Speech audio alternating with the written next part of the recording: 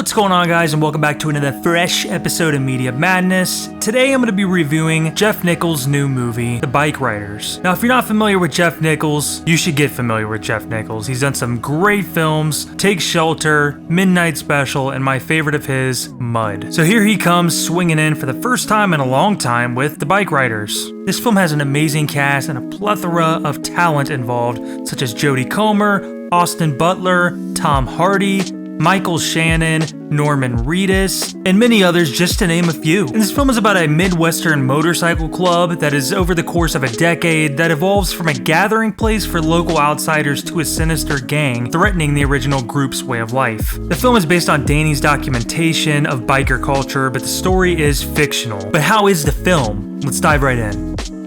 I was excited for this the second Jeff Nichols was attached to this, and then the cast followed and I got even more excited. Tom Hardy is always an artist that I will follow, and Austin Butler is becoming quickly one of my favorites today. I think he's very talented, and I think he shows a lot of promise for his future. To put more icing on top of this cake, I think bike culture is so cool, and I think especially back in the day when it was really rough, really rugged, was even cooler. So this really piqued my interest. This film starts off with Jodie Comer's character Kathy being interviewed for this documentary that is being done about this bike gang. She talks about how she met Benny, aka Austin Butler's character, Johnny, Tom Hardy's character, and the other guys in the gang. From the get-go, you will notice that the production design in this is absolutely mint. It looks exactly like the time period that is being displayed in these old photographs that are from the real-life events. So much so that there's actually a photograph of Benny going across the Cincinnati Bridge in Ohio that is recreated in the film in the first act. Austin Butler as Benny radiates cool, but when does he not? This dude is so slick, he always pulls off the cool routine, and in this character even more so. Benny is a character who you feel would have your back no matter what. As long as you're good with him, he's got you, man. Tom Hardy as a character Johnny is very good as well. He puts on a good performance, but I will admit, as the film progresses, it is very hard to hear Tom Hardy because of his accent. He puts on a very odd accent in this film that is really love it or hate it. I found myself to be able to get through it, but I could also see where this would annoy some people and ultimately make people laugh.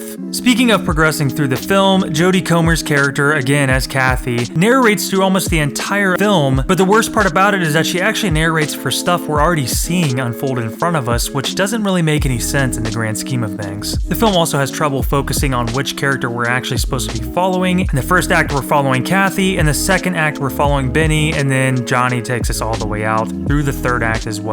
Everyone pulls their weight here with performances. There's no one here not. There's lots of great scenes shared together on screen, bantering that really feels like a biker gang that is ride or die. But to get to scenes like that where you're really enjoying the conversation, the dialogue, there's a lot of just random things thrown in that just is there. Plot throughout this film is kind of thin, and honestly, I think that the film itself feels a little empty. We see a lot of these biker gangs, but we don't really see any regular pedestrians walking throughout the town, which ultimately makes it feel bare and honestly lifeless. But with all of that being said, with these performances, with this production design, and with Jeff Nichols behind the camera, he's shooting it in such an interesting way that even at times with the dull direction, we still are interested and captivated because of the way he has shot this. The film is gorgeous and every shot is really grimy and feels aged, feels worn out, just like this biker gang, just like this time period in the late 60s and early 70s. While this film does have its faults, like I said, there is still a lot to be seen, a lot to be heard, and I'm just happy to see another Jeff Nichols film hit the screen, bro.